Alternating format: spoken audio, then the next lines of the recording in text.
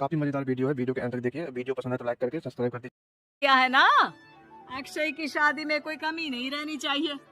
आखिर सबसे छोटा भाई है तुम सबका। हाँ माँ, आप चिंता मत करो, मैं पूरा ध्यान रखूंगा। मंगल बेटा, तूने तो कहा था कि फूल का ऑर्डर दे दिया है, यहाँ तो फूल पहुँचे ही नहीं। अब क्या बहू की विदाई के बाद फूल आएंगे? माँ, मैंने अभी बात की है फूल वाले से, वो रास्ते में ही है। आप किशोर भैया से क्यों नहीं कहती कुछ करने को? किशोर पहले ही मेरे बताए काम कर रहा है। पास के सभी रिश्तेदारों और मोहल्ले वालों को कार्ड वही तो देकर आया था। रिसेप्शन के लिए हॉल भी उसी ने बुक किया था। टेंट कुर्सी वालों को भी तो वही देख रहा है। पर कई मोहल्ले वाले तो हमारे भरे पूरे परिवार से जलते भी है, उन्हें बुलाने की क्या जरूरत थी? बेटा, शादी ब्याह में तो बुलाना ही पड़ता है, नहीं तो लोग क्या कहेंगे। दादी दादी देखो ना, हलवाई अंकल हमें लड्डू नहीं दे रहे, आप इनको डांटो ना। अरे चैन सुख दे देना बच्चों को लड्डू, क्यों तंग कर रहा है इन्हें? बीबी जी, मैं कहाँ मना कर रहा हूँ, लेकिन लड्डू बनते ही ये बच्चे उठा उठा कर खा लेते हैं। अरे मैं तो इन्हें थाल में रख के परोस भी नहीं पा रहा। भागो, अब कोल्ड ड्रिंक पीने चलते हैं। भागो भागो, अब कोल्ड ड्रिंक पीने चलते हैं। जैसे कि आप देख रहे हैं, आज इस घर के सबसे छोटे बेटे अक्षय की शादी है। घर में बहुत चहल पहल है। कुलभूषण की बीवी कमला को फुर्सत ही नहीं है कामों से, लेकिन कुलभूषण और घर के बाकी लोग कहाँ हैं? आइए देखते हैं।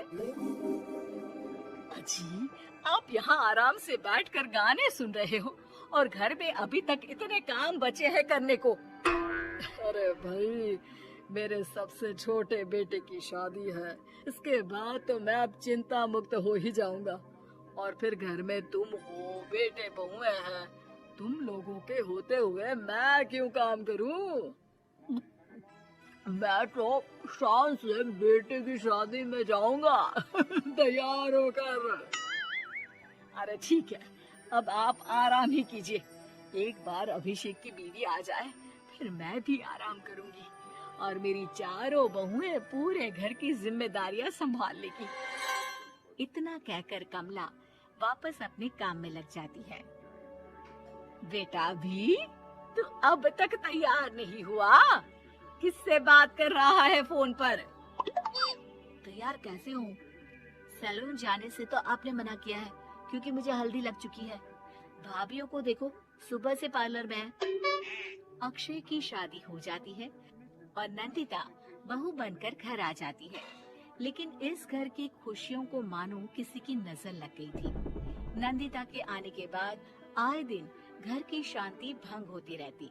अपने माँ बाप की इकलौती बेटी को इतने बड़े परिवार की जिम्मेदारियाँ कहाँ संभालनी थी?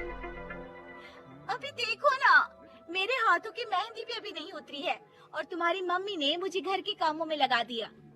मैंने सोचा था कि घर की सबसे छोटी बहू होने के कारण मुझे सब पलकों पर बिठा के रखेंगे, पर यहाँ तो पलक झपकने की भी फुर्सत नहीं मिलती। देखो नंदू, शादी के पहले ही मेरे घर वालों ने तुम्हें और तुम्हारे पेरेंट्स को बता दिया था कि मैं जॉइंट फैमिली में रहता हूँ, तो फिर अब ये शिकायत क्यों? और फिर तुमसे पहले मेरी भाभी अभी तो आई थी शादी करके, उन्होंने तो कभी कुछ नहीं कहा। नंदिता तब तो चुप हो जाती है, लेकिन ऐसा बहुत दिनों तक नहीं चलता। अरे नंदिता, माँ बाबूजी की दवाई का टाइम हो गया है, उन्हें दवाई दे आओ और उसके बाद सबके लिए नाश्ता बना देना। पर भाभी, मैं तो अभी अपना फेवरेट सीरियल देख रही हूँ, प्लीज मेरी जगह आप कर लो ना ये काम। ठीक है, मैं तेरी जगह माँ बाबूजी को दवाई दे आती हूँ और नाश्ता बना लेती हूँ।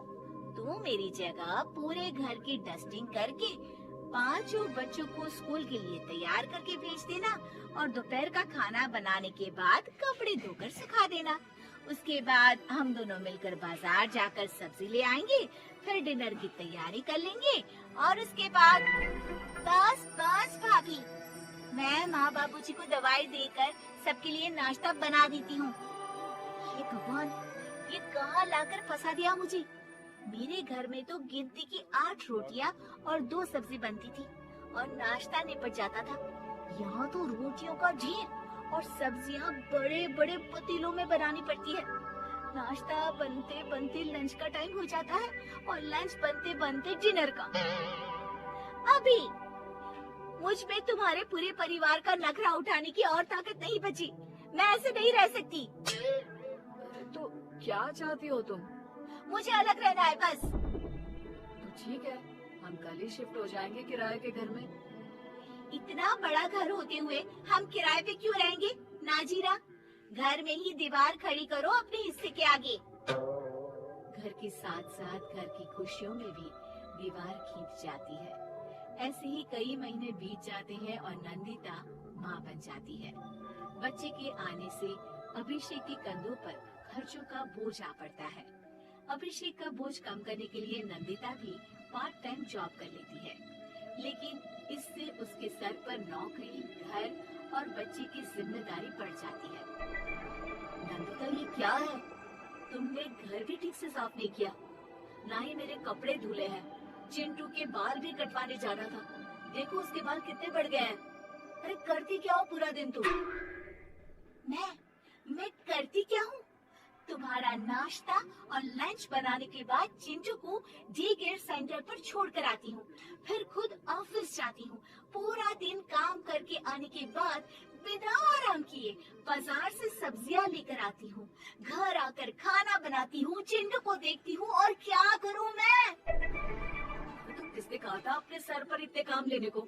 मत जाओ ऑफिस। ऑफिस जाए बिना घर के खर्चे कहाँ से पूरे होंगे? चिंटू की डे केयर का खर्च, उसके लिए बेबी फूड का खर्च, प्रेस वाले का खर्च, ये सब तुम्हारी सैलरी से होता नहीं है।